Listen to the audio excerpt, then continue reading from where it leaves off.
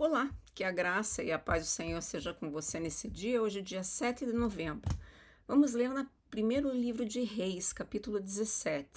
Lá no versículo 9 diz assim: Levanta-te, vai a Serepta, que pertence a Sidom, e habita ali. Eis que ordenei a uma viúva ali que te sustente. Nós estamos falando de Elias, né? Elias, ele recebeu a orientação de Deus de que as suas necessidades seriam atendidas por uma viúva. Elias confiava tanto no Senhor que ele não questionou. Ele simplesmente obedeceu e foi. Serepta, na verdade, era uma cidade na costa com muitas águas, né? Tinha mar. Mas a água era salgada. E não havia ali muita água potável para beber. As pessoas, elas viviam naquela situação de seca. A água potável, a água fresca, era escassa. No entanto, essa é a cidade que Elias foi instruído para ir e ter as suas necessidades atendidas, e justamente por uma viúva. Se nós formos avaliar a situação, talvez nós podemos pensar, né, que naquele momento, naquela cidade, as pessoas mais indicadas para poder ajudar a Elias eram os ricos da cidade. Eles poderiam facilmente ter suprido qualquer necessidade que Elias tivesse ali no momento. Mas Deus, ele tinha outros planos. E ele abençoou, na verdade, duplamente, tanto a Elias quanto a viúva. Deus pensou em Elias e na viúva, porque ela era uma viúva que tinha chegado no ponto onde não existia mais ali alegria, sonhos, planos. Ela estava simplesmente existindo, dia após dia. Vivia no desespero e sem esperança. Ela decidiu, então, que ela juntaria o pouquinho que ela tinha, faria uma última fogueira, cozinharia o resto dos suprimentos que ela tinha, comeria e então morreria.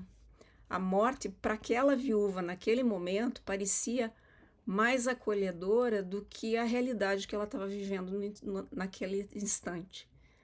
Mas Deus interrompeu o plano que ela tinha.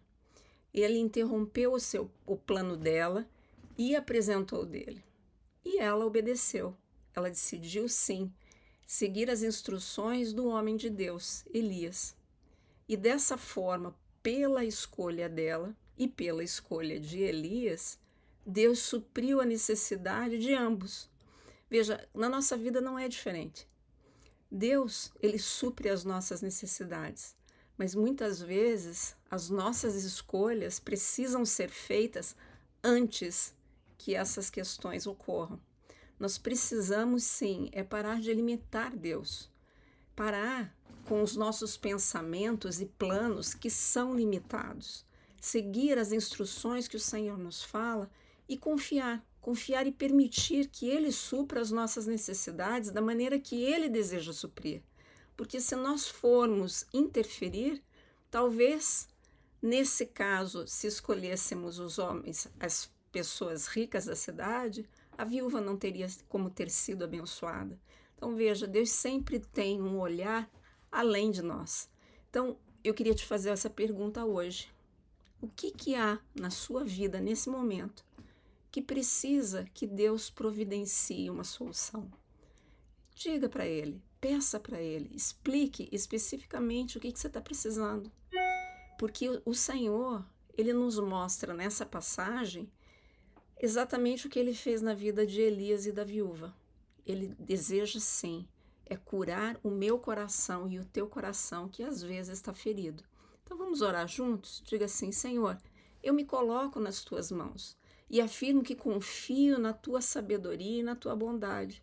Oriente, Senhor, os meus passos para alcançar a tua bênção, a tua provisão nesse momento que estou passando. Cure o meu coração e me ajude a ver e alcançar a solução da maneira como o Senhor deseja. Em nome de Jesus, amém. Que o Senhor te abençoe e que o Senhor te guarde nesse dia. E eu te espero aqui amanhã. Até lá!